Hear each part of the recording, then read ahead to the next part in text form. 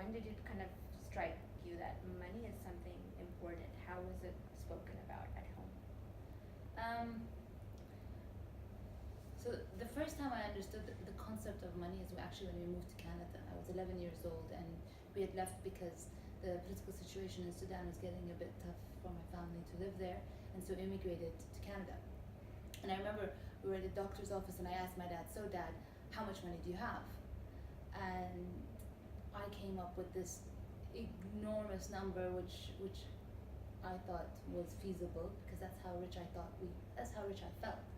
and and I was shocked to realize that that number was actually a very small percentage.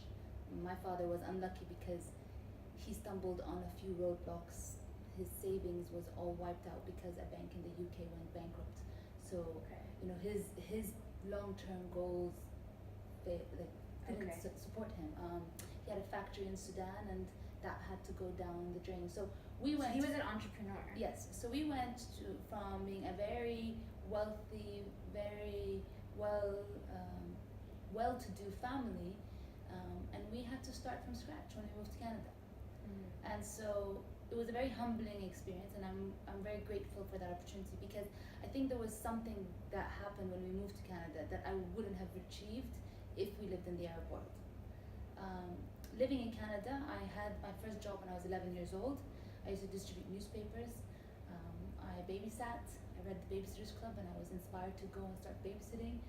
Was this something that your parents encouraged you to do, or did you feel like you wanted to try it because you saw your peers I also think I having just jobs? realized that my dad wasn't as rich as I thought he was, and I didn't want to burden him with anything from myself. Okay. So I said, if I want something, I'm just going to do it for myself.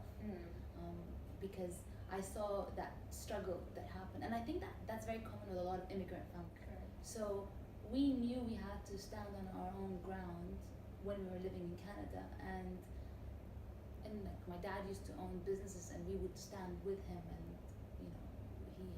he had a burger shop, he had a frozen yogurt shop, he had a few business ventures, and So this is very common, yeah, the typical immigrant narrative where you often typical start from scratch in many ways all over again.